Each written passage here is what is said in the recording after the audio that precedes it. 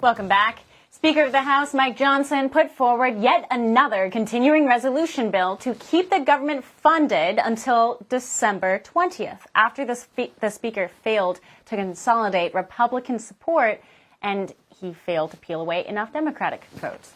This version of the bill leaves out the SAVE Act, which was focused on election integrity measures, such as showing proof of citizenship before registering to vote. Last week, Speaker Johnson's first draft of a continuing resolution bill failed to get the backing of all of his Republican colleagues. Freedom Caucus Republicans, such as Representatives Lauren Boebert and Matt Gaetz, as well as Maverick Congresswoman Nancy Mace, teamed up with Democrats to kill Bill H.R. 9494.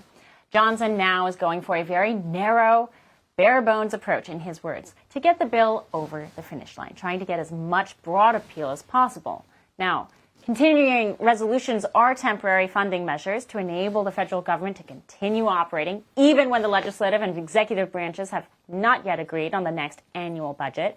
But this will surely be an issue as we head into the November election. Will Republicans be able to reach a deal, or will the Democrats be able to hang the albatross of another shutdown around their necks?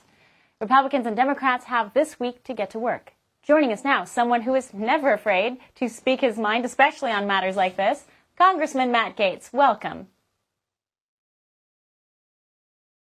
One thing I might correct in your monologue is that there's nothing temporary about continuing resolutions. There may be temporary in a particular duration, but our nation has been governed by continuing resolution or omnibus spending bill for like the last 8 years.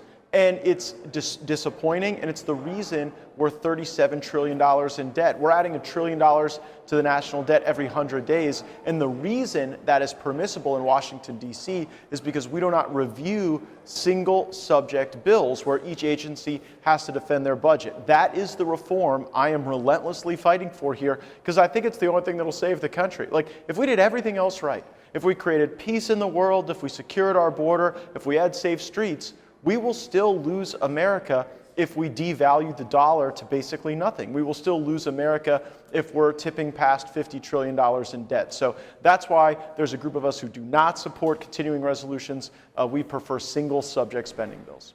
No, absolutely right, and I'm glad you corrected that. And it's a problem because ultimately it speaks to Congress's inherent belief that we are too big to fail. And somehow they believe that we just continue to limp along, get more credit cards. If any normal household operated the way that your colleagues spend money, we would have a lot of bankruptcies behind our belts. And China's waiting in the wings, by the way, for all of this.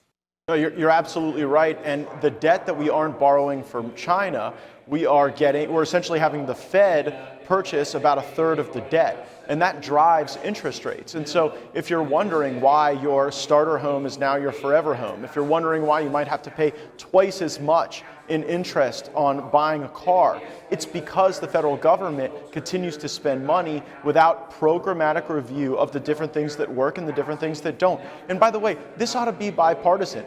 It shouldn't be in this town like you're some crazy person if you believe that every agency should justify their budget. And that is not a bug of the system. It is a feature of a corrupt system, because the lobbyists and the special interests who own the leadership on both sides of the aisle far too often in this town, they get something in that budget, and baby, they want the continuing resolution life forever, because that is eternal life once you get something in the base budget. So I actually think that this is the wrong way to govern. I'll give the House more credit than the Senate. The Senate has not passed a single appropriation bill. We passed appropriations bills for Homeland Security, for our defense, for our environment. And you know what? If there's a batch that we can't get to, maybe you CR the rest of it. But doing a continuing resolution on the whole budget, really problematic. Now, I will say, on behalf of those who wanted to pass the SAVE Act and leverage government funding, I don't particularly blame them. A lot of them are great conservatives who are really worried about the number of illegal aliens who are going to be potentially voting in these elections. And